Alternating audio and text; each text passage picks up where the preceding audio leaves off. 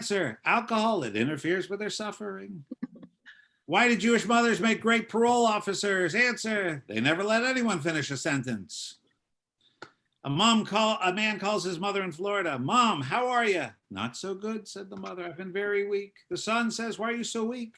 She said, because I haven't eaten in 38 days. That's terrible. Why haven't you eaten in 38 days? The mother answered, because I didn't want my mouth to be filled with food if you should happen to call. Oh my God, stop. A Jewish boy comes home from school and tells his mother he has a part in the play. She asks, what part is it? The boy says, I play the part of the Jewish husband. The mother scowls and says, go back and tell the teacher you want a speaking part. Oh. How many Jewish mothers does it take to change a light bulb? Answer, Mom, don't worry. I'll sit in the dark. I shouldn't be a nuisance. How many of us knew that one? Oh, all of us. Good. Did you hear about the homeless man who walked up to a Jewish mother on the street and said, lady, I haven't eaten for 3 days. Force yourself, she replied. What did the waiter ask the group of dining Jewish mothers? Is anything all right?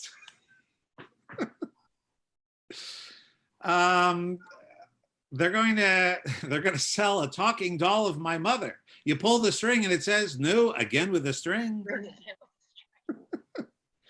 A Jewish mother's answering machine. For kugel, press 1. For knishes, press 2. For chicken soup, press 3. For matzo balls in the soup, press 4. If you're calling to ask how I'm feeling, you must have the wrong number because no one ever asks how I'm feeling. No, really, I'm fine. Oh. An upset and concerned housewife, Rivka, sprang to the telephone when it rang and listened with relief to the kindly voice. Darling, how are you? This is Mama. Oh, Mama, I'm having a bad day. Breaking into bitter tears, she continued. The baby won't eat. The washing machine broke down. I haven't had a chance to go shopping. And besides, I've just sprained my ankle and I have to hobble around. On top of that, the house is a mess and I'm supposed to have the Goldbergs and Rosens for dinner tonight. The voice on the other end said in sympathy, darling, let Mama handle it, she continued. You sit down, relax, and close your eyes. I'll be over in half an hour. I'll do your shopping, clean up the house, and cook your dinner for you. I'll feed the baby, and I'll call a repairman I know who'll be at your house to fix the washing machine promptly. Now stop crying. I'll do everything. In fact, I'll even call your husband Morty at the office and tell him you got to come home and help out for once. Morty? Who's Morty? Why, Morty, your husband. Is this 223-1374? No, this is 223-1375. Oh, I'm sorry. I guess I have the wrong number. Does that mean you're not coming over? Remember that one.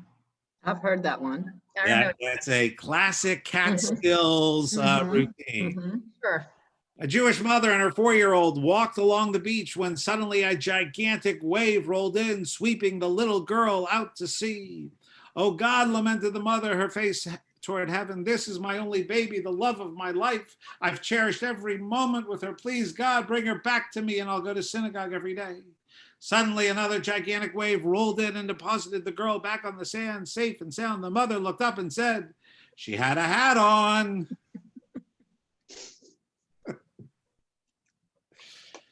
3 bubbies sitting on a park bench. The first one lets out a heartfelt oi. A few minutes later, the second bubby sighs deeply and says, oy vey. A few minutes after that, the third lady brushes away a tear and moans, oy vey, smear. To which the first bubby replies, I thought we agreed we weren't going to talk about our children today. What did the Jewish mother ask her daughter when the daughter told her she had an affair? Ah, who catered it? A Jewish father calls his son in New York and tells him, I hate to tell you, but your mother and I, we can't stand each other anymore. We're divorcing. That's it. I want to live out the rest of my years in peace. I'm telling you now, so you and your sister shouldn't go into shock later when I move out. The father hangs up and David immediately calls his sister and tells her the news.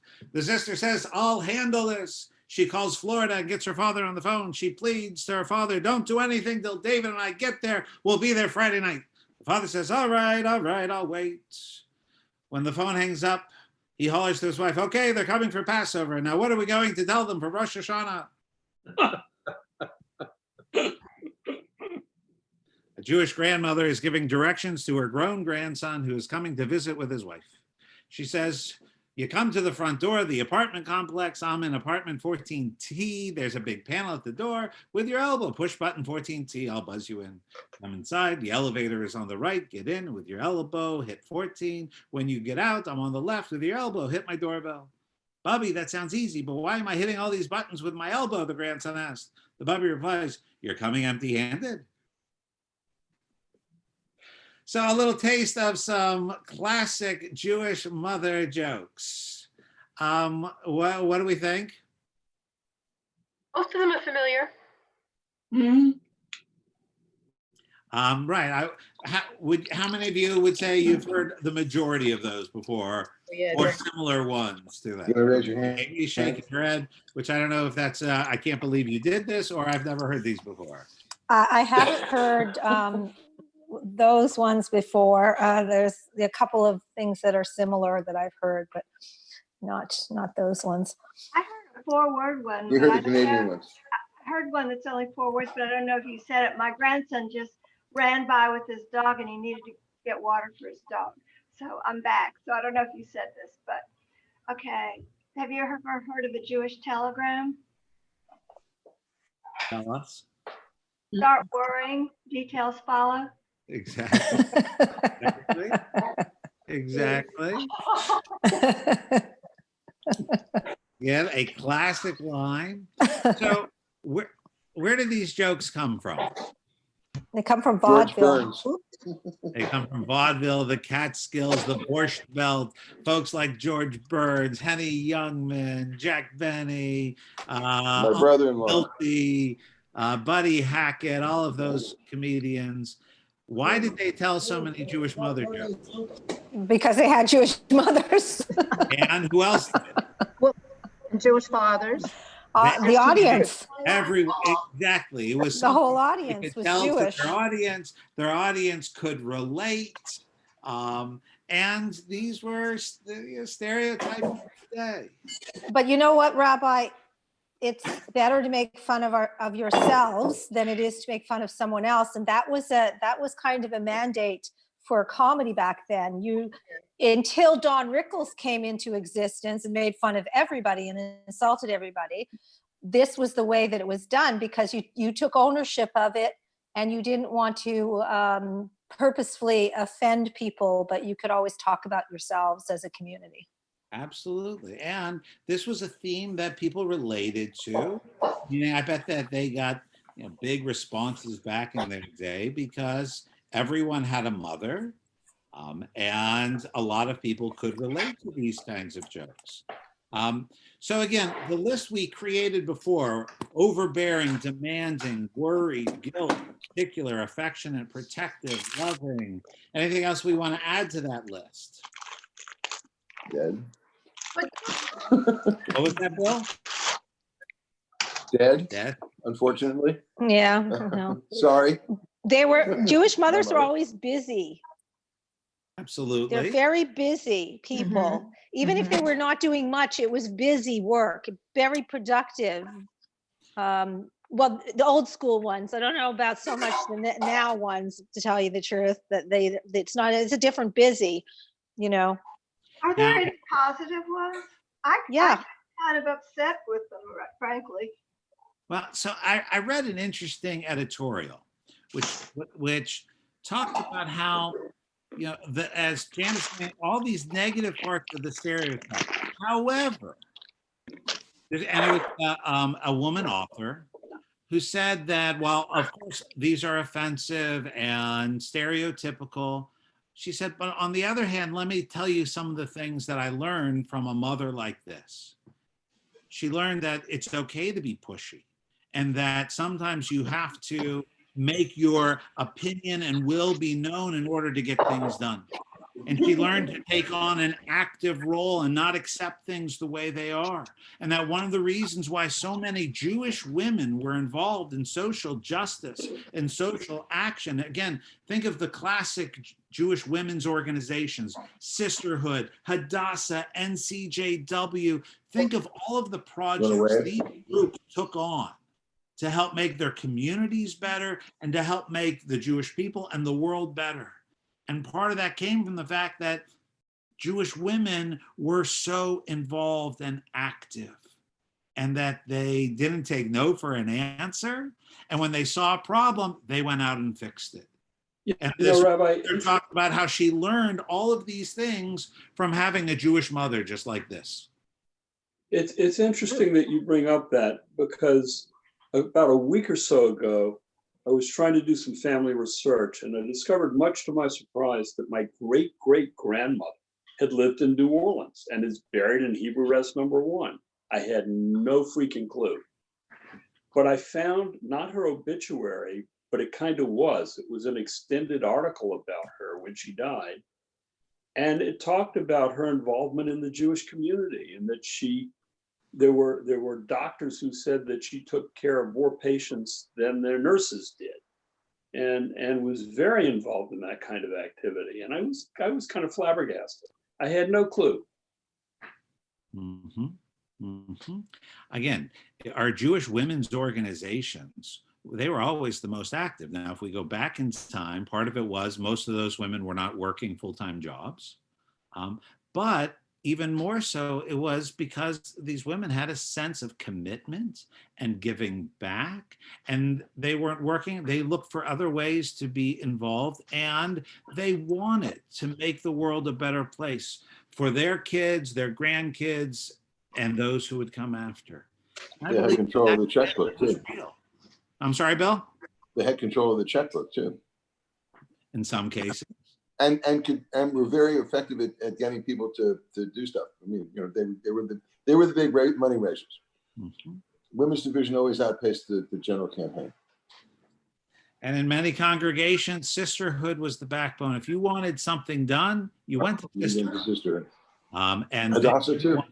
They were the fundraisers. They were the they did so much for the temple. And again, I would say the same thing about Hadassah and NCJW, all of these great women's, and there were quite a few women's organizations, again, because I think women looked for a way to have active roles. They didn't want men to tell them what to do. Again, these were all organizations that were run by women, for women, and taught women leadership roles and even more. Judaism has always, women have always played a very important role in Judaism, in all branches of Judaism. And there's a reason why we have some of these stereotypes. And again, while it's funny to laugh at, and I agree with Amy, it's easier to laugh at ourselves, there is some truth behind it too.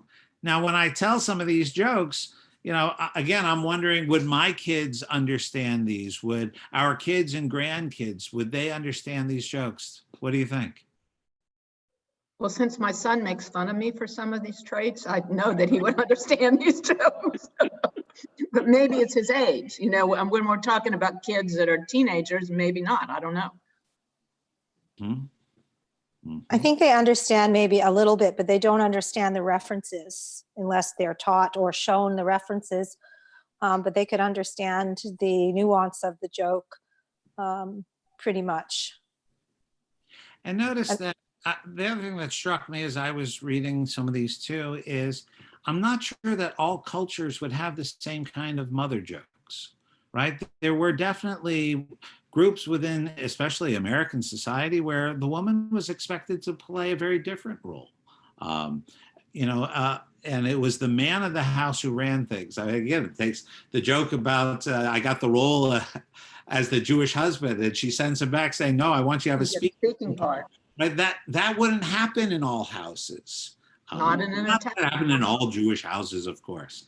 But again, I think there are big parts, especially in 1950s society, where some people wouldn't understand that one.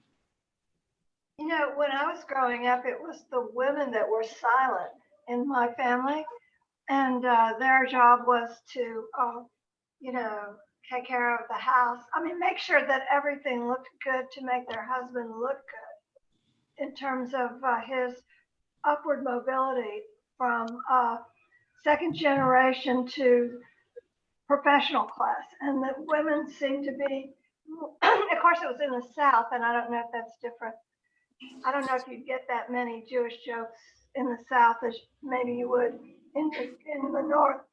Excuse me, but I've never really, maybe that's why I can't relate to them. My mom was very, very sweet and she was very quiet. And they did not express themselves. We wouldn't be Jews without the mothers. No question about it. Mothers have always played a very Literally, we couldn't be Jews without the mothers. We're a matriarchal society, for sure. The patriarchs just play a nice role, but it's, you know, who moves things along? well, Even in the Bible stories, who moves things along? No, absolutely. And again, women have always played an important role in Judaism. And I think some people get a little confused. That applies to all branches of Judaism. You know, in Orthodox Judaism, you know, the woman doesn't play, she's not a second-class citizen. When you look at an Orthodox synagogue that has separate seating, again, the reason for that is the idea that men can have problems focusing if they're sitting next to a woman. So therefore, you separate the men and the women. And the men are the ones who are mitzuveh. They're the ones who are commanded to be there. The women, because of other responsibilities, aren't commanded to be there for services in the same way. So the primary seating went to the men. And the women had other roles. But again, the woman was always praised. And it was part of the woman's responsibility to raise and teach the kids. Again, Judaism got passed down traditionally much more by the women of our society than through the men. And I think that that's, you know, we need to remember that. I love the fact that when we started to update Gates of Prayer, one of the first changes was to remember to include the mothers in the Avot, so that we don't just praise God, the God of Abraham, the God of Isaac, the God of Jacob, but rather we praise the God of Abraham, the God of Isaac, the God of Jacob, the God of Sarah, the God of Rebekah, the God of Rachel, and the God of Leah, because we wouldn't have made it very far without our matriarchs. Rebecca plays a much larger role in passing of Judaism, the creation of Judaism, than Isaac ever did. So it's important, and we are presented with some interesting role model mothers in the Bible. None of them are perfect, but no one in the Bible is presented as perfect. But throughout our history, again, it's the mothers who have really helped to make sure that we have grown up to be the people that we are. And so is there a Mother's Day on the Jewish calendar? Well, there's no Yom HaEm. Mother's Day was never, it's not a biblical holiday. However, what's the fifth of the 10 commandments? Honor your father and mother. Honor your father and your mother. And then in the next chapter, and then repeated in the Torah portion we just read this past week, it says you must honor, revere, be in awe of your mother and father. And mom is listed first this time. And I like to point that out because, yes, dad gets listed first in the 10 Commandments, but there, in other places, mom gets listed first. I don't believe that it was one is more important than the other. Why was the heritage traditionally believed to be passed through the mother, the Jewish heritage? Whether one is Jewish or not, traditionally was passed through the mother for a very simple reason. Biology. You knew who the mother was. Right. So that any ancient people, lots of things get passed through the mother because you always knew who mom was before there were any DNA tests. So in Judaism, in order to be born Jewish, you have to exit a Jewish womb, according to traditional Judaism. In the 1970s, Reform Judaism added the idea of patrilineal descent, meaning it doesn't matter whether it's your mother or your father who's Jewish. What does matter is how you're raised, which makes just a lot of sense to me, meaning for an Orthodox Jew, someone who's born to a Jewish mother but raised as a good Catholic is still considered Jewish. That doesn't make that sense. person has never practiced Judaism. And vice versa, the person who has a non-Jewish mother but a Jewish father and is raised as a Jew, has lived every day in their life as a Jew, some Orthodox Jews will not consider that person to be Jewish because he or she did not exit a Jewish womb. Judaism is not just blood. It's how you live your life. See, I think that in Reform Judaism, ours is a much better way of knowing who's Jewish and who's not Jewish. It's about how you were raised, and even more so, it's about how you live. I happen to really like the term Jew by choice. I just don't like limiting it to those who've converted to Judaism. In today's day and age, everyone needs to be a Jew by choice. No one is forcing us to be Jewish. We need to choose to live Jewish lives. Heather, should we add anything to our list about Jewish moms? They're good cooks, they're excellent writers. Absolutely. They love beauty. They love nature close by. Absolutely. Good, good. And, I think that's, especially if we go back to, the 1950s and earlier, a lot of these old Jewish mothers were either themselves immigrants or the daughters of immigrants. And one of the things they wanted was a better life for their kids, just as their parents had wanted for them. And so the idea of that pushy mother who wanted, wanted their kids to have even more. Again, some of that comes from their own experiences and knowing that, again, we Jews who in many places weren't allowed to own land, there's so much that we weren't allowed to do. We got to head through education and through taking our learning, our books very seriously. And our mothers passed that on to us. Go ahead, Janice. I have an example of what I found when I did a lot of research on my family. And my great grandmother, her name was Fanny Berger Meir. She was on my father's side. We could never figure out why she had 10 children, 4 died young, and which left 3 boys and 3 girls. And when I was doing the research, I discovered that all of the boys came one at a time through Philadelphia to the U.S. and then she came. My grandfather came in 1892. His older brothers came in 1890 and 1880 because he was 10 years older. And what I discovered was that they're from Hungary, the Hungarian government did not allow any immigration with an E leaving when you got 14 because of the draft, because of the conscription. And so she got each one of her sons out. And this is when there were some pogroms that were happening also in Eastern Hungary. And she got each of her sons out just when he was old, a year or 2 before he was 15. And she sent him to an uncle that she didn't even know, but who was on her husband's, the father's side in Philadelphia. Get them out before they got conscripted, and then she waited till all the daughters were married, and then she came and joined the sons. Wow. And to me, that was a woman that was looking out for her kids. Absolutely, and who wanted something better for the next generation. Absolutely. I was going to say another quality is Jewish mothers usually produce very successful children. And I mean, they demand that you be successful in school, be successful in your social life, have successful careers. Absolutely. And again, there was another article that was part of the response to, what did I learn from my Jewish mother? I learned to be successful, and she pushed me, and I wouldn't be who I am without having that push that I got from, and also from someone who always believed in me. Right? That Jewish mother who believed, who taught the kids that you can do anything because you have it in you. Again, that's a head start to come from that kind of loving relationship. My mother never taught me that. Just the opposite. What does that mean, Susan? Sorry. Oh, you froze on me, Bill.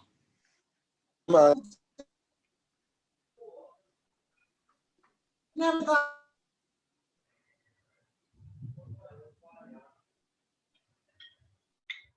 Oh, we have temporarily lost the Hesses.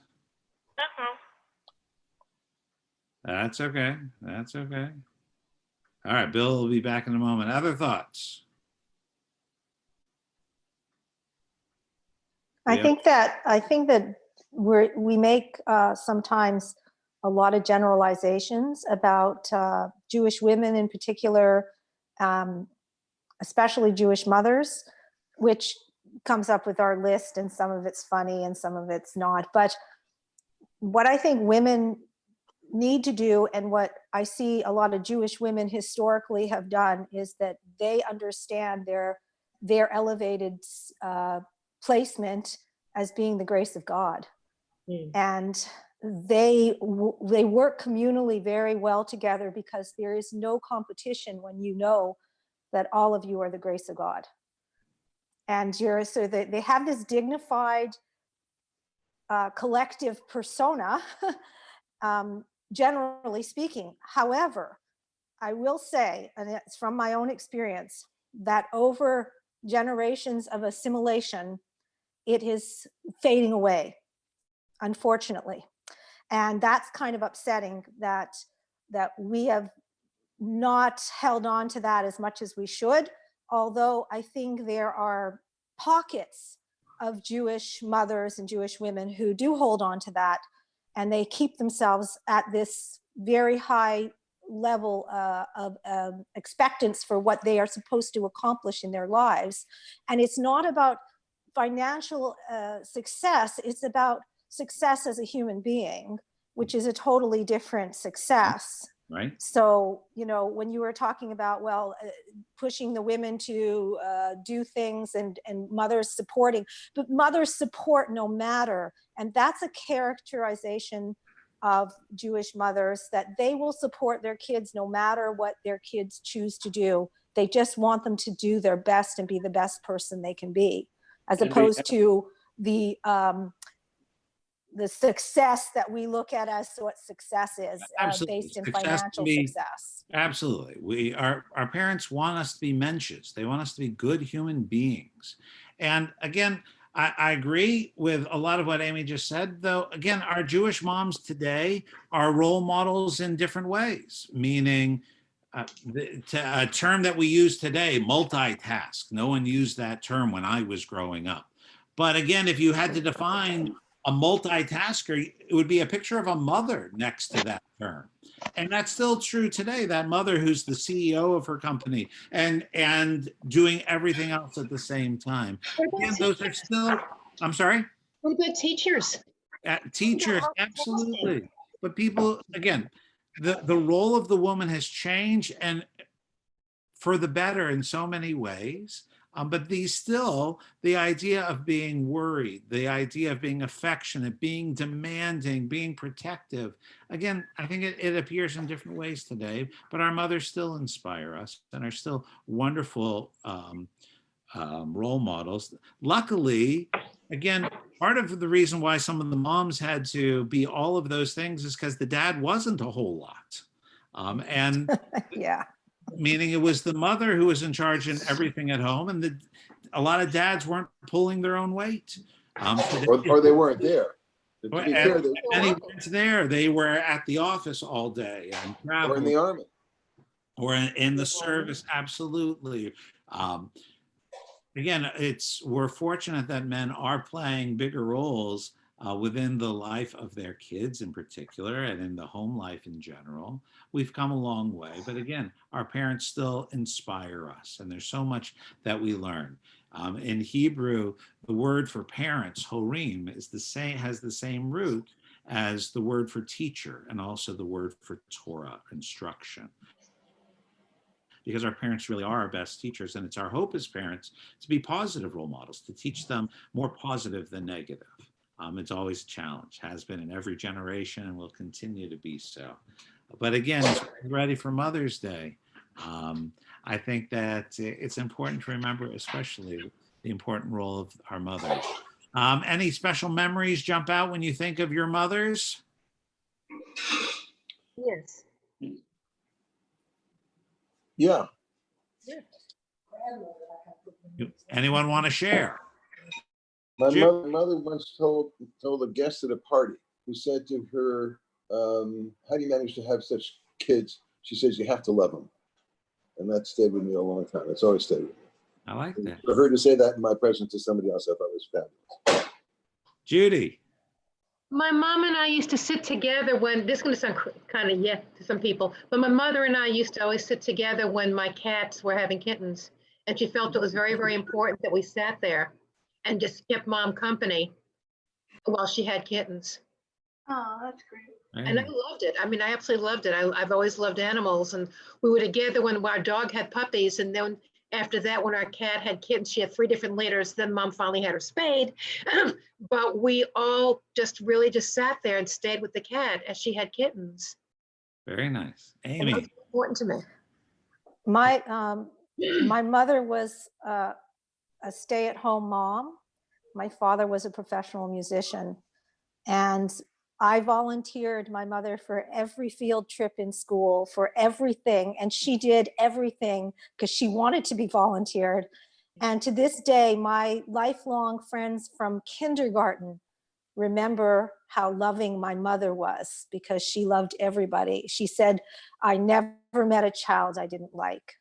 And she had a couple of these wonderful credos, and she'd say, "No matter what happens, I'll always love you." And she just was that person. But that my lifelong friends that I've reconnected with always remember how wonderful my mother was to them. And she had the warm, welcoming home for all of the kids in the neighborhood and all the kids that I was friends with at school. And that was a really wonderful trait of my mother. She was very open-hearted. Very nice.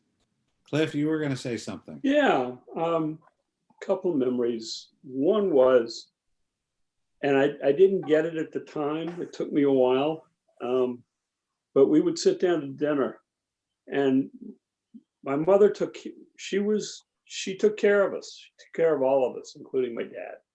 And so dad always got served first at dinner. Right. Absolutely unbroken rule. Yeah, my house too. Yeah. But the other thing she did, and it was really kind of incredible. My mother and I could talk about anything and everything with each other. And it was really funny. We always joked that we had some sort of weird connection, telepathic connection, because if I were at school and a teacher would ask me to go someplace, or I was someplace where a class got canceled, or I was in some part of the school that I had no business being in at that time of day, and with no clue that it was going to happen, my mother would come around the corner. It was bizarre, and we laughed about it for many, many years. There was just a very special connection, and we both treasured it. I like that. Janice, you were going to share something. Yeah, my mother was quiet. She was almost nonverbal, and she didn't express herself much at all. But when she was older and she was in assisted living, I used to take my air mattress and just go stay there for a week, about every 3 months. And so I did an oral history with her on my iPad. And the other thing is, my family was really Judaism light. Even my grandparents and great grandparents didn't practice in the old country. They just were out in the village. They didn't live in a Jewish community. They owned the village pubs and cigar stores and pool halls in little tiny villages. They would go around, and so my grandfathers were kind of rough in a way. But anyway, I asked my mother, what's the best thing that ever happened to you, and what's the worst thing that ever happened to you? So I said, what's the best thing that ever happened to you? And she said that I have children. I had children, and I said, what's the worst thing? And I thought she lost her middle childless son. There are 2 girls and a boy. And I thought she was going to say that. And she said that my daughter became a Christian, because my sister's an evangelical Christian now. It was astounding to me, because religion was never influenced. Their idea of being Jewish was to send us to Sunday school. Right.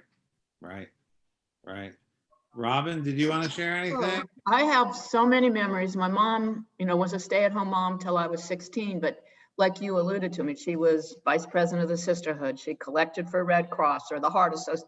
She was always doing something for the community. And I think one of the things I remember is she got with a group of women, got aggravated about the PTA and developed a different organization for the school that gave more to the school than gave money to a national organization. But she could be difficult. Was a nice way of saying that. And I remember one time my husband saying to her, Betty, you might be the most persistent person I've ever met in my entire life. Yep, that's those Jewish moms. Amy? Yeah, and my son may have said, you take after her mother.